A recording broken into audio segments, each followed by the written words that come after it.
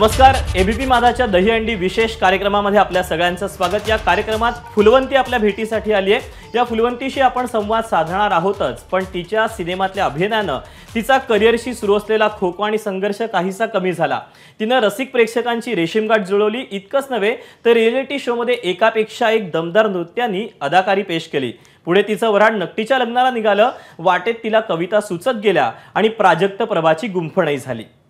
ती अजून लिहिते आहे, संवाद साधते आहे, सूत्रसंचालकाच्या भूमिकेतून, अर्थात महाराष्ट्राच्या हास्य जत्रेतून। स्वागत करूया अभिनेत्री प्राजक्ता माळीचं। थँक्यू, खूप धन्यवाद।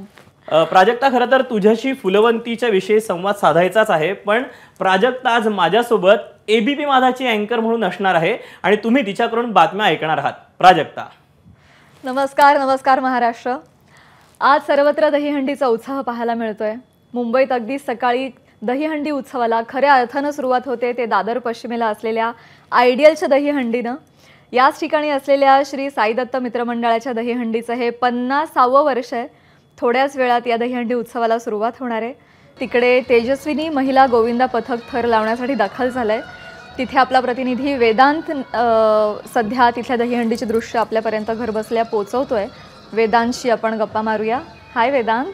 प्राजक्ता, आपण बघितलं की आत्ताच म्हणजे 5 थराची दहीहंडी होती आणि 5 थराची दहीहंडी त्यांनी थर रचत फोडलेली आहे आणि आता प्रभादेवीचं प्रगती महिला गोविंदा पथक पुन्हा एकदा आता ही दहीहंडी फोडण्याचा प्रयत्न करते। आपण बघतो दहीहंडी वरती आता लावली जाते।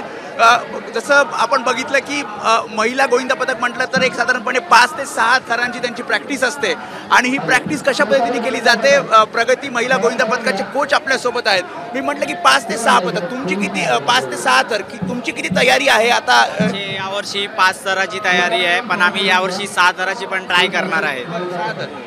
काय अडचणी येतात? विशेष करून थोडं मिसमॅच होतं, लेट होतं, वर खाली, तीच अडचण येते। बाकी सर्व परफेक्ट प्रॅक्टिस झालेली आहे आमची, त्याच्यात काय प्रॉब्लेम नाही। येस। किती दिवस प्रॅक्टिस होते? साधारणपणे पूर्ण 1.25 महिना प्रॅक्टिस करतोय। हा, तू सुद्धा यात सहभागी होते। कसं शेड्यूल असतं तुमचं? कधी प्रॅक्टिस करता? किती तास प्रॅक्टिस असते? रात्री 10 ते 12। मजा येते कारण आता तुम्ही थर लावणार आहात। हो, खूप मजा येते। त्यामुळे प्राजक्ता, आपण बघतो आता पुन्हा एकदा एक प्रयत्न केला जातोय। प्रगती महिला गोविंदा पथक जे प्रभादेवीचं आहे ते आता साधारण त्यांनी सांगितलं की 5 ते 6 थर लावले जातील। प्रयत्न असतो की एकतर दहीहंडी फोडण्याचा आणि जर दहीहंडी आणखी उंच असेल तर मग सलामी देत हे सर्व महिला गोविंदा पथक खाली येतं। त्यांचं सुद्धा अभिनंदन केलं जातं कारण सलामी देणं सुद्धा एक कठीण काम आहे, कारण त्यात सुद्धा सेकंद मोजले जातात की किती सेकंद तुम्ही ही सलामी दिली जाते।